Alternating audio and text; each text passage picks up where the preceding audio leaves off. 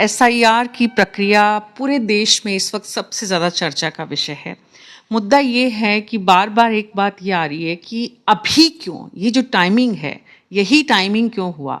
तो जो आम आदमी है उसको आप बीइंग चीफ ऑफ स्टेट इस मुद्दे पर कैसे समझाएंगे कि भाई अभी इसकी ज़रूरत क्यों है? देखिए, प्रजातंत्र की जो रीढ़ है वो इलेक्शन प्रोसेस है।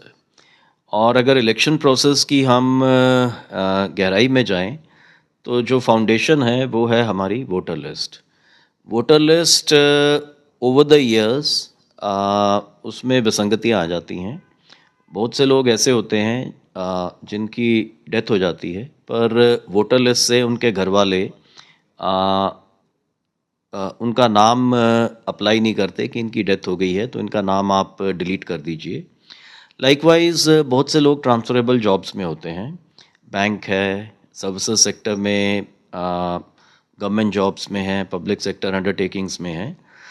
तो विद टाइम वो अपनी जो डेस्टिनेशन है उनकी चेंज हो जाती है, पर जहाँ पे वो उस टाइम पे कार्यरत थे नाम वहीं पे वो छोड़ के दूसरी जगह पे चले जाते हैं। ऐसे ही बहुत सी माइग्रेंट पॉपुलेशन होती है जो फ्लोट करती रहती है। कुछ देर के लिए वो एक पर्टिकुलर शहर में है, फिर रोज़गार की तलाश में वो किसी दूसरी जगह चले गए। तो इस तरह की जो माइग्रेंट पॉपुलेशन है उसके कारण भी जो वोटर लिस्ट है उसमें इश्यूज रहते हैं। फिर कुछ जगह पे वोटर्स की टेंडेंसी होती है कि वो अपनी नेटिव प्लेस में भी नाम लिखवा लेते हैं और जहाँ काम कर रहे होते हैं वहाँ भी अपना नाम लिखवा लेते हैं, यानी कि डबल एंट्री के साथ वो वोटर लिस्ट में रहते हैं। प्रजातंत्र किसी भी तरह से इसकी इजाज़त नहीं देता कि आपका वोट दो जगह पे हो। फिर कुछ बोगस वोटर्स भी होते हैं। सो अगर आपने अपनी वोटर लिस्ट को प्योरीफाई करना है तो जितने भी इनएलिजिबल इस तरह के वोटर्स हैं इनको डिलीट करना बहुत ज़रूरी है।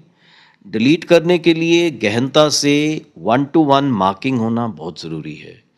तो जो स्पेशल इंटेंसिव रिवीजन स्टार्ट किया गया इलेक्शन कमीशन के द्वारा, इसमें एक एक मतदाता तक तस्दीक दी जा रही है।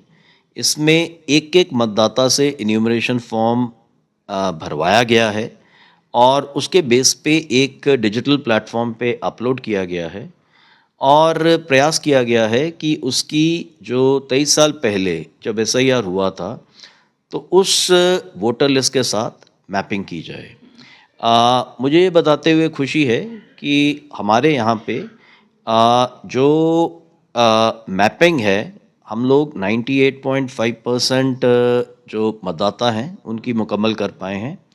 मात्र 8-8.25 लाख वोटर ऐसे हैं जो मैप नहीं हो पाए, जो कि टोटल इलेक्टोरेट जो हमारा जिस टाइम हमने ये प्रोसेस स्टार्ट किया था तो 5,46,00,000 था। उसके कंपैरिजन में देखें बहुत ही एक छोटा नंबर है। इनको हमारा जो डिस्ट्रिक्ट एडमिनिस्ट्रेशन है वो इनको नोटिसेस सर्व कर रही है, इनकी बाकायदा सुनवाई हो रही है, इनको डॉक्यूमेंट्स उपलब्ध कराने का मौका दिया जा रहा है और फिर मेरिट के बेस पे डिसीजन हो रहा है कि ये वोटर लिस्ट में रहेंगे या नहीं रहेंगे। जी, नवीन महाजन जी, आधार एक बहुत बड़ा आइडेंटिटी प्रूफ हमारे देश में है, लेकिन इस पूरी प्रक्रिया में आधार को शामिल क्यों नहीं किया गया? आम आदमी के मन में इस बार बार प्रश्न उठा, इस प्रश्न के कई स्तर पर जवाब भी मिले, लेकिन आप महसूस करते हैं कि आधार नहीं होना क्या कारण मानते हैं, मतलब क्या वजह रही? आधार आपको मालूम होना चाहिए कि आधार राजस्थान और राजस्थान के साथ जिन प्रदेशों में ये प्रक्रिया चल रही है, आधार एज अ डॉक्यूमेंट उसमें इंक्लूडेड है। लेकिन सिर्फ आधार से नहीं होता है, आपको कुछ न कुछ एक्स्ट्रा देना पड़ता है।